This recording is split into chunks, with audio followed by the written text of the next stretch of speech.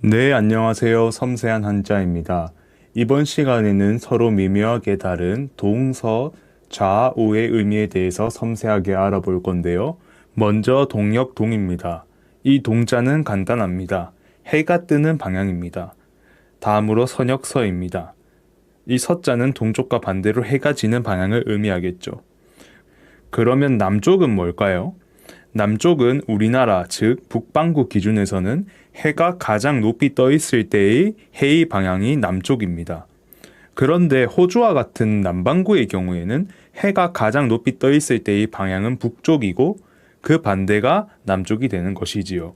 그러면 이 남쪽을 정의를 하는 데 있어서 해가 가장 높이 떠 있을 때의 방향이다라고 정의를 하면 안 되기 때문에 나침반의 S극이 가리키는 방향이다라고 구호사전에선 정의를 하고 있습니다. 즉 동, 서, 남, 북을 이런 식으로 정의를 하게 되면 객관적인 방향이 되는 것이지요. 그런데 이 왼쪽과 오른쪽, 즉 좌와 우의 경우에는 객관적이지 못합니다. 왜냐하면 왼자는 왼손 쪽을 의미를 하고 오른우는 오른손 쪽을 의미를 하기 때문입니다. 즉 내가 어디를 향하고 있느냐에 따라 이 왼쪽과 오른쪽, 좌와 우는 달라집니다. 즉 주관적인 것이지요. 다만 북반구에서는 채광을 위해서 남향으로 집을 짓는 것을 선호합니다.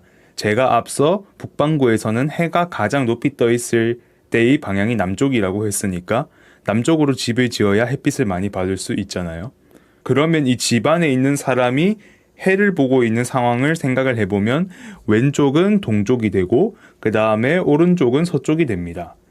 즉 주관적인 방향인 좌와 우를 통해서 객관적인 방향인 동과 서를 표현하기도 한다는 것이지요.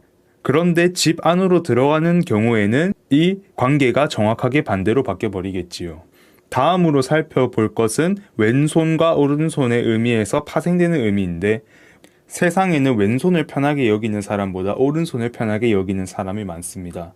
즉 자주 사용할 물건이나 어떤 수단을 오른쪽에 두게 되는 것이지요. 그리고 자연스럽게 자주 사용하지 않는 것은 왼쪽에 두게 됩니다. 그럼 여기서 더 나아가서 자주 사용하지 않아야 하는 것을 왼쪽에 두게 된다라고도 해석할 수 있겠죠. 즉 이런 과정을 거쳐서 왼쪽은 부정적인 의미를 내포하게 됩니다. 그래서 우리가 좌천되었다라는 말을 아직도 사용하고 있는 것이지요. 지금은 사람들이 왼쪽이라고 해서 부정적이다라고 생각을 보통 하지 않지요. 이제 관련한 국어 어휘를 정리해 보겠습니다. 처음으로 동해입니다. 해가 뜨는 쪽에 바다라서 동해이지요. 다음으로 서해입니다. 해가 지는 쪽에 바다니까 서해죠. 다음으로 동양입니다. 앞서 동해와 마찬가지로 이 동양은 해가 뜨는 쪽에 큰 바다 혹은 유라시아 대륙을 기준으로 해가 뜨는 쪽에 큰 바다 부근에 있는 땅을 의미를 합니다. 다음으로 서양입니다. 서양은 동양과 반대로 해가 지는 쪽에 큰 바다 혹은 유라시아 대륙을 기준으로 해가 지는 쪽에 큰 바다의 부근의 땅이니까 유럽 쪽을 의미를 하게 되는 것이지요. 다음으로 동서고금입니다. 이 동자는 동양을 의미를 하고 이 서자는 서양을 의미를 하죠. 그러니까 동양과 서양을 통틀어서 즉 장소에 관계없이 그 다음에 고금, 옛과 지금을 통틀어서 그러니까 시간과 관계없이 그러니까 이 동서고금이라는 말은 시 공간에 관계없이라는 뜻입니다. 다음으로 좌천입니다. 좌천은 그냥 왼쪽으로 옮기다 라는 뜻이죠. 아니면 왼쪽으로 옮겨지거나요. 제가 앞서 왼쪽은 주로 사용하지 않는 수단을 두는 곳이니까 자주 사용하지 않아야 하는 것을 왼쪽에 둔다고 말씀드렸죠. 그러니까 부정적인 의미를 내포하게 됩니다. 그렇기 때문에 좌천은 왼쪽으로 옮겨진 거니까 그러니까 안 좋은 곳으로 발령이 난다던가 사람들이 꺼려하는 곳으로 발령이 난 것을 의미를 하게 되는 것입니다. 다음으로 좌우명입니다. 좌우명은 뭐지요?